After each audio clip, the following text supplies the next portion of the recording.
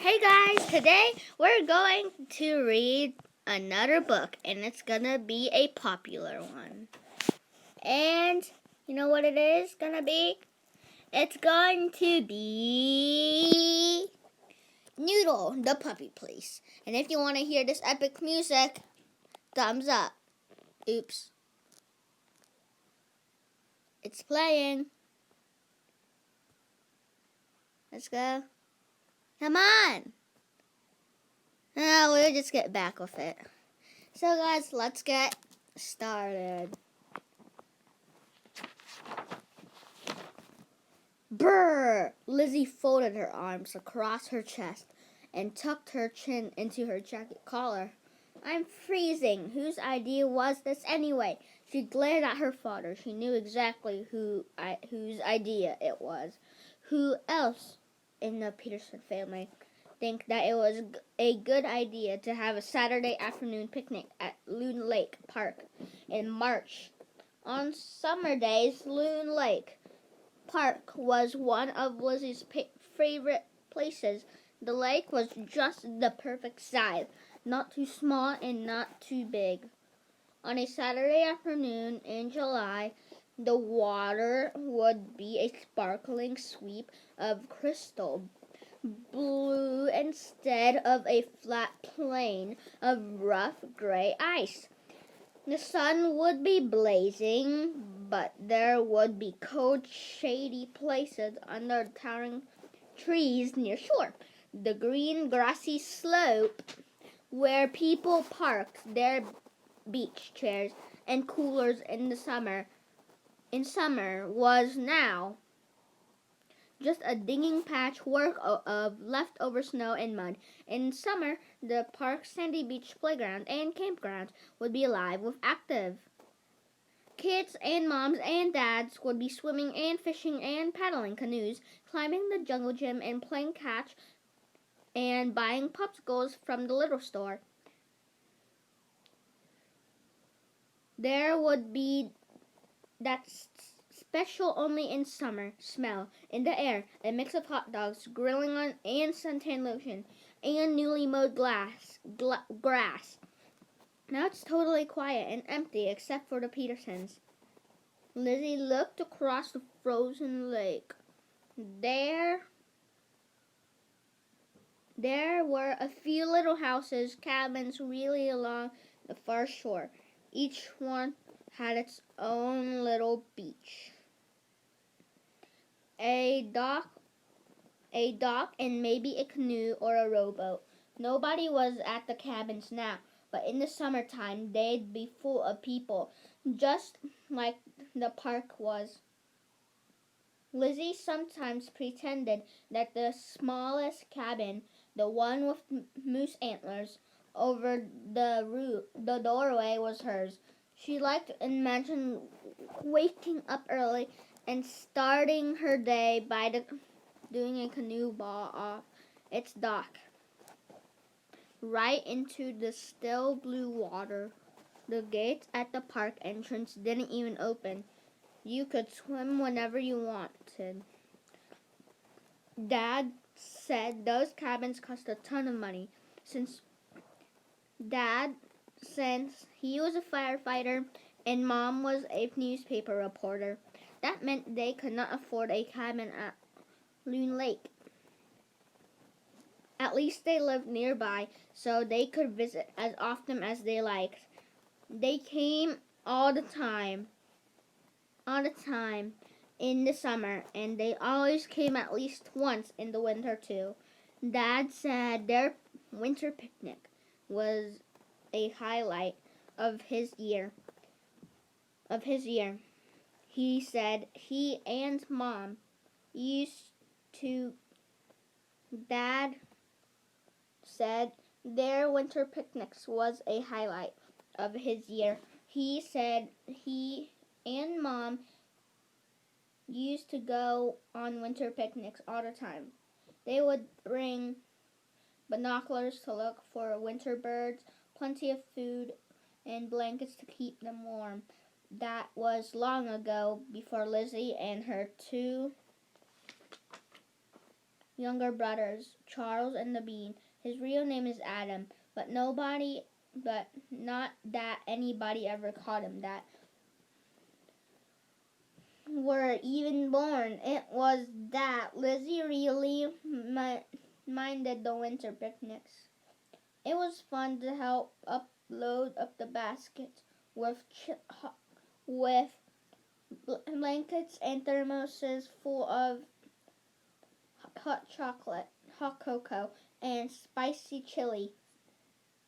She liked the part where she and Dad made a fire and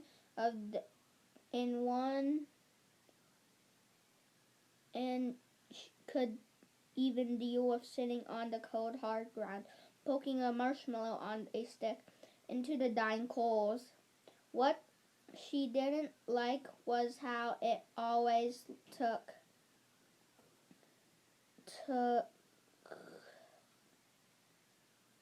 marsh. How about over by the marsh? Mom asked. Now we might see some interesting birds of some animal tracks.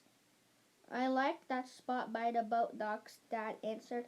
It was the best view of the lake. Lizzie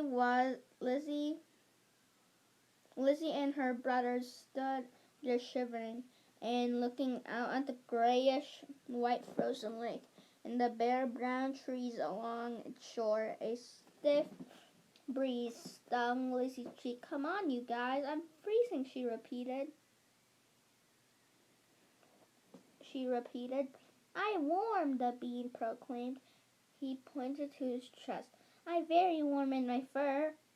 Lizzie rolled her eyes. The thing about the Bean was that he liked to pretend he was a puppy.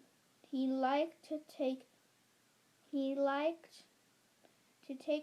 naps on a doggy bed, eat doggy snacks, and play with doggy toys.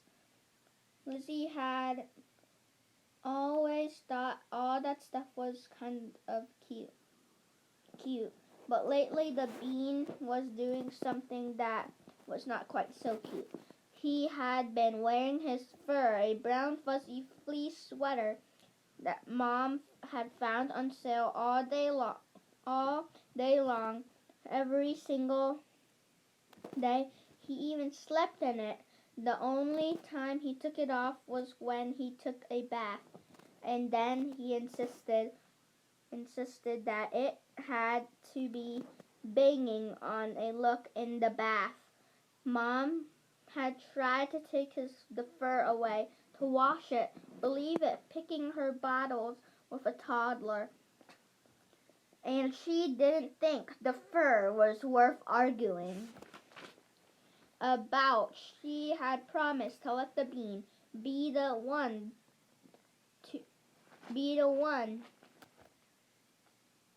to decide when and if to wash his fur. Even if it took forever, that was fine for Mom. But Lizzie was really getting sick of seeing the Bean in his fur. By now it was kind of smelly and crusty and with blotches of grape juice and bits of mud and oatmeal stuck to it. But there was nothing Lizzie could do about it. The Bean was not about to give up his fur anyway. That wasn't the point right now. The point was Lizzie was freezing, and so was the Peterson's real puppy. Look at poor Buddy, he's shaking. All the Petersons looked down at their puppy, Buddy. He looked back at them with his big chocolate brown eyes. Then he held up one little tan paw. My feet are cold. Why are we just standing around? Maybe we'd warm up if we ran around or had something to eat. Aw, said Dad. He is cold, the poor little guy. Don't worry, Buddy, Mom said. We'll get a fire going right away. She bent down to give him a kiss and a stroke. The little white heart-shaped area on his chest. Then she straightened up and looked at Dad. "The place by the dock sounds fine," she said. Charles grinned at Lizzie and gave her a thumbs up. "Good thinking," he whispered. Like her. He knew that everybody in the family could always agree about one thing: taking care of Buddy was very important. They all loved Buddy so much. He was the smartest, cutest, sweetest puppy ever. The Petersons had met lots and lots of puppies as a foster family. Their job was to take care of puppies who needed homes. They gave the puppies a safe place to live while they looked for the perfect forever home for each one. But when they met Buddy, they knew exactly where his perfect home was. It was right there with them. Now he was part of their family. One of the best things about the winter picnic was that Buddy could come. Dogs weren't allowed at Loon Lake Park in the summer. Lizzie understood that the crowded, hot beach was not a great place for dogs, but still, she always hated leaving Buddy home alone, while the rest of the family had sometimes seen a black dog diving off a long dock by her favorite little cabin across the lake. Buddy would have loved to do that. Lizzie knew she was lucky to be able to go to Loon Lake Park, but sometimes she could not help evening the people and dogs who had their own places on the lake.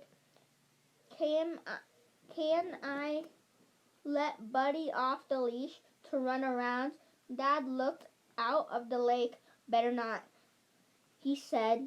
"That ice looks a little thin. It's been warmer the last few days, and the ice is starting to melt in the places. We don't want Buddy to fall in for a dog." Lizzie knew her dad was probably right. "Sorry, Buddy," she said. She was sure he would have loved to run along the lake shores, his ears flapping in the chilly breeze. "How about if you help me find some sticks?" "Sticks! I love sticks. Let's go!" Buddy tugged at his leash, pulling Lizzie toward a patch of woods near a little curve in the lake. "Sure, look! He can't wait to help," Lizzie said. She trotted after the strong little puppy, laughing whenever he picked up a stick and carried it proudly, his tail waving like a flag. Buddy only took a few steps with each stick before he boarded and dropped it so he could look for a new one. Lizzie followed behind, stooping to pick up each one he dropped. Soon she had an armload, almost enough for a fire.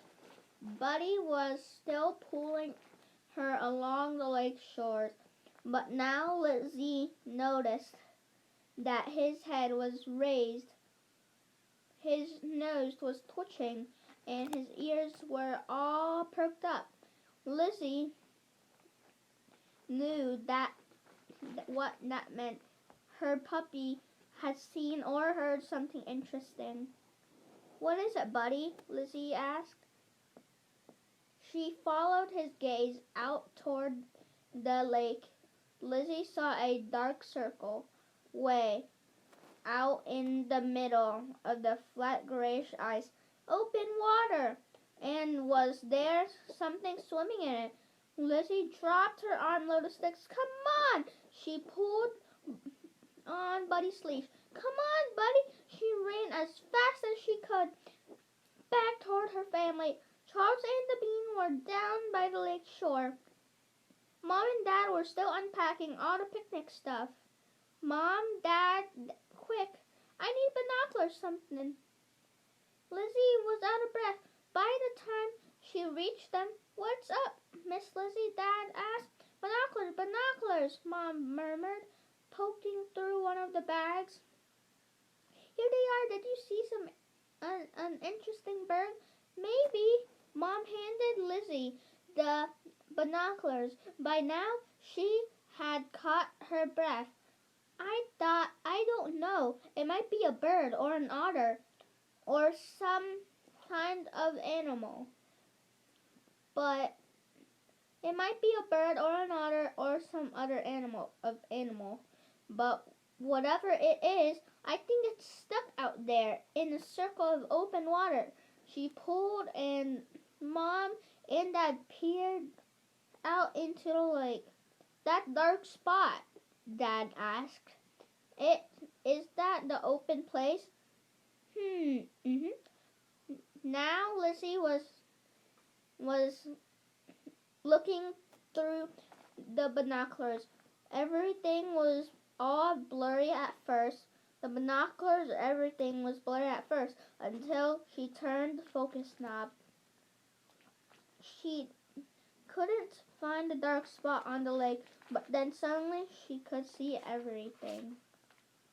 "Oh no!" Lizzie felt her body go hot all over, then cold again. "What is it?" Mom asked. "Lizzie, honey." Lizzie could hardly get the words out. It's a puppy." Chapter 2, a puppy. Mom took the binoculars and held them to her eyes. "Oh my, I think you're right." She handed the binoculars to Dad. "Poor thing. He must have run out onto the frozen lake. Think how surprised he must have been when the ice broke underneath him." Dad took one look, gave the binoculars back to Mom, and pulled his cell phone out of his jacket pocket. "Oh no," he said, looking at the screen. "Hardly any battery power left. I have got to find my charger." He punched in some numbers. "Oh, good. It's dialing. Hello, Bill?" he said. "Paul Peterson. Here. We need the cold water rescue team. Now. Down at Loon Lake." He listened for a moment. "No, it's not a person," he said. "It's a dog, a puppy, in big trouble." After another second, he snapped his cell phone shut. "They'll be here as soon as they can," he told Lizzie and Mom. Charles came running over with the bean, trotting after him. "What's going on?" "There's a puppy out there." Lizzie pointed toward the lake. "See that dark place? That's open water, and there's a little puppy swimming around and around in it. I saw him trying to claw his way out, but the ice on the edge of the circle just breaks. He can't get out. He could drown." "But he won't," Mom said quickly. Dad called down to the fire station and alerted the cold water rescue team. "They'll be here any second." "Uppy?" asked the bean, looking worried. He didn't quite get what was going on, but he understood that there was a puppy involved and that people were upset. "Yes, a puppy," Lizzie said. She bent down to hug the bean. Buddy jumped up to lick the bean's cheek. "But the puppy will be okay," to herself. Lizzie added, "I hope the bean was distracted by Buddy's licking."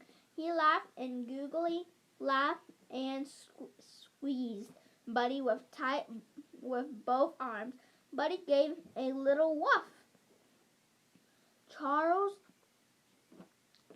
wasn't so easily distracted, but how will they save him?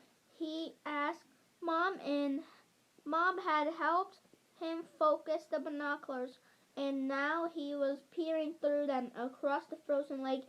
"He's so little, and I think he's really scared. His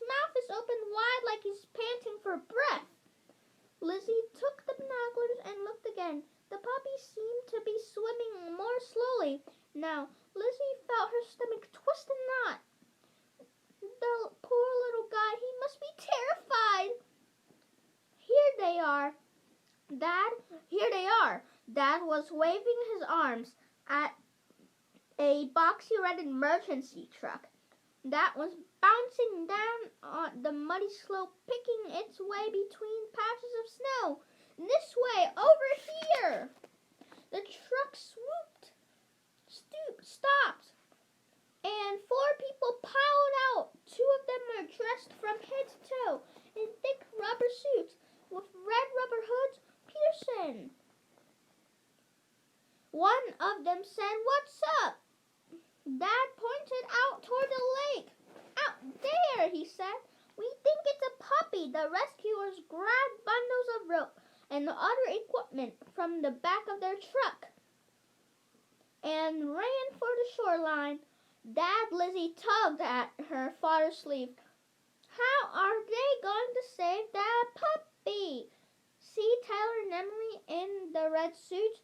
Dad asked. "They probably pulled those outfits on while they were on their way here. They're a special kind of wetsuit made for really cold water. If the rescuers fall in the suits, we'll protect them." As he talked, he and Lizzie, the rest of the family, were trotting down to the shore to be closer to the action. "I don't know if you noticed," Dad went on, "but there are hooks on each suit where they can attach a rope. See? They're climbing in now. If the ice breaks and they fall in." Charles asked. "Exactly. This team practice all the time. They know what they're doing," Dad said, "but it's still dangerous." Lizzie held her breath as Tyler, one of the red-suited rescuers, began to crawl out onto the ice. He was practically on his belly, like a snake. Would the ice break right away? "And there goes the other one," said Mom. Sure enough, Emily began to crawl behind Tyler. Soon the ice was still holding them both. Their ropes trailed behind them, held by the men on shore. Dad was watching through the binoculars. "The puppy sure does look tired," he said. "I hope they get him soon." "Can I see?" Lizzie took the binoculars and peered through them. What she saw made her heart flip over. The little dog was barely keeping his head above water, but as she watched, she saw his ears perk up and his eyes brighten. She moved the binoculars to see what he was looking at. The 2 figures, bright red against the gray ice, were crawling closer to the open water. "I think the puppy sees them coming," she said. Lizzie handed the binoculars back to her dad. She squinted her eyes shut, crossed her fingers, and wished hard that the rescuers would get there in time. Crack! Lizzie's eyes popped open and her hands flew to her mouth. "Oh no!" she said as she watched a long black line drawing in itself across the gray surface of the lake. Then she saw another line and another. Crack, crack, crack! Tyler and Emily were only a few feet away from the opening water where the puppy was trapped, and now the ice was breaking right underneath them. Then, without another sound, the ice near the 2 rescuers seemed to disappear, leaving nothing but dark, cold water around the 2 red suits. As Lizzie watched, the water swallow those red suits right up. Chapter 3, guys. I'm gonna get some water, and it's right here this time.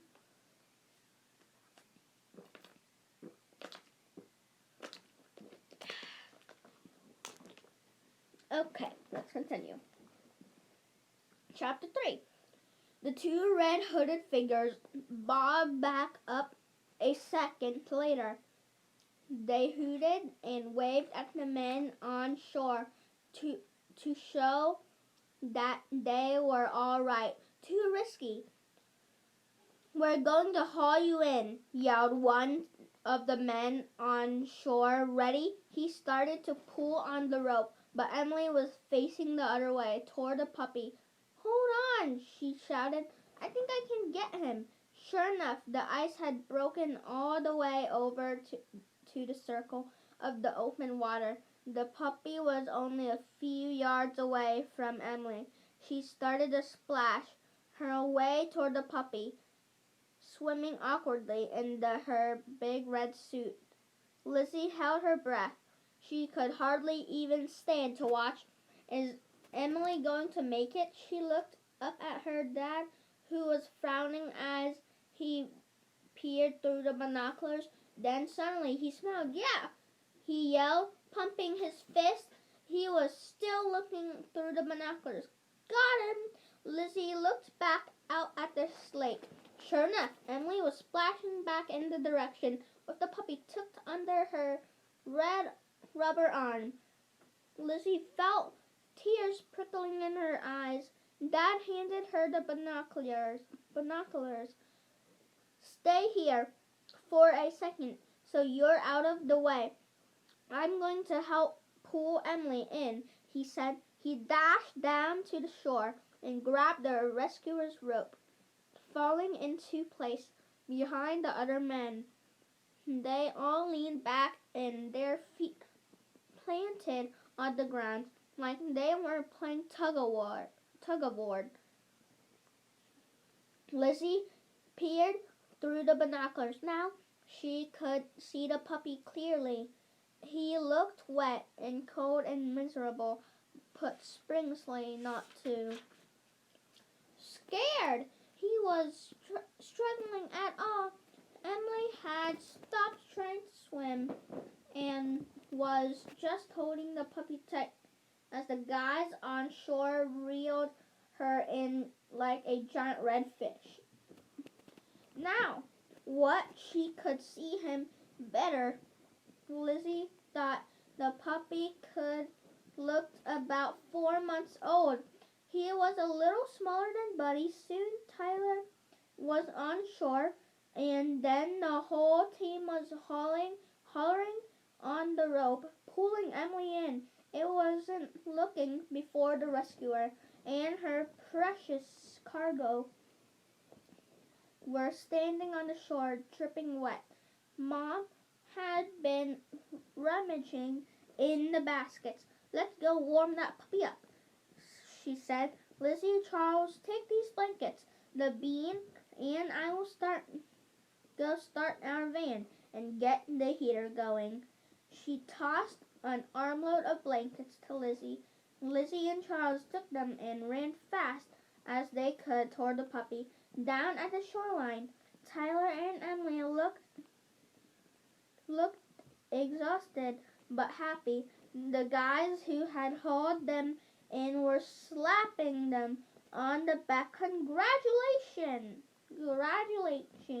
them.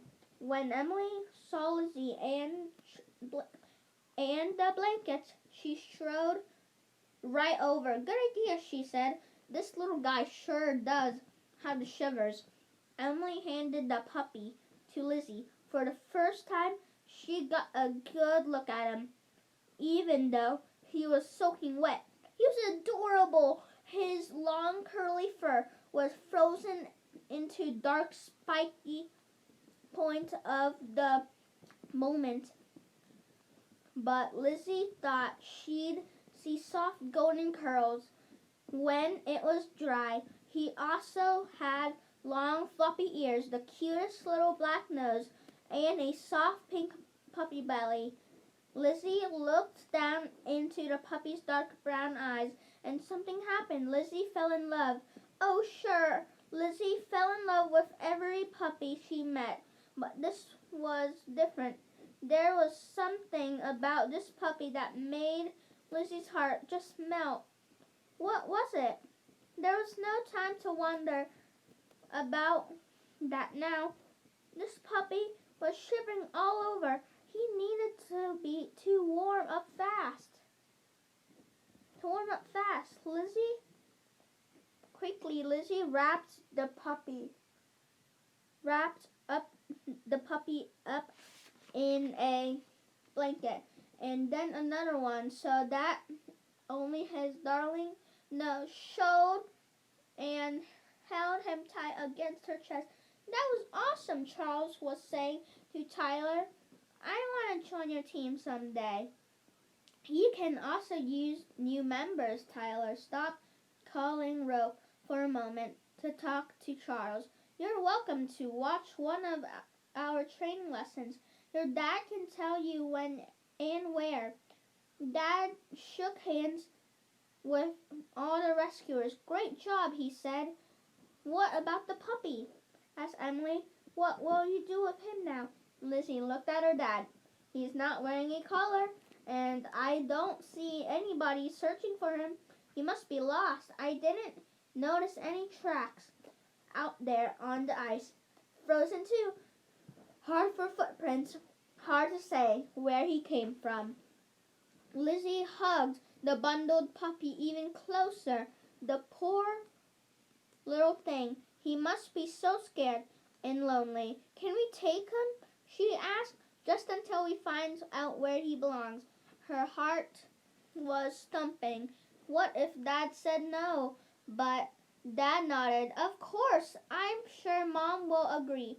We'd better stop to see the vet on the way home and get him checked out if he seems fine. But I'd like to make sure. Lizzie and Charles grinned at each other. All right, a new foster puppy. How exciting! This was turning out to be the best winter picnic ever. Even though they were leaving before the picnic part even happened.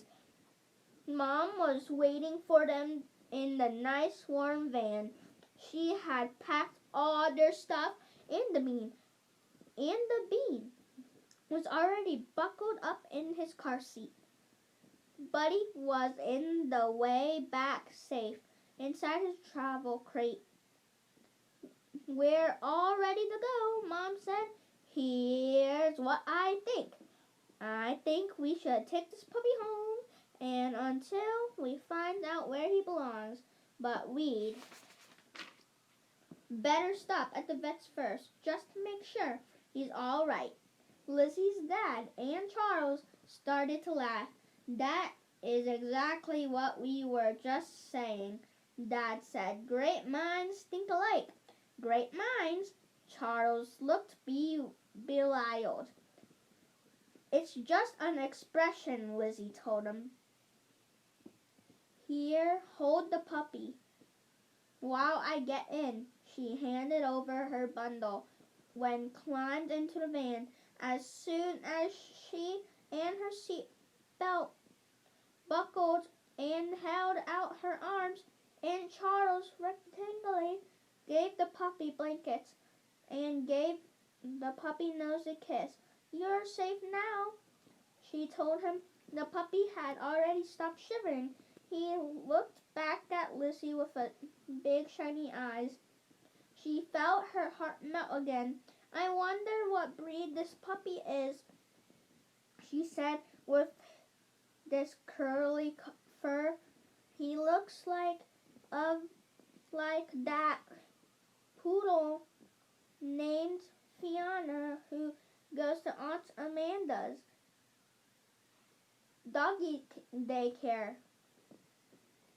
He also reminds me of Goldie, Charles said, like how she looks after a bath. Goldie was a golden retriever, the first puppy the Petersons had fostered. Now that she lived next door with Charles' best friend Sammy. Lizzie thought about that, then nodded. You're right. I guess he does have that retriever nose and ears.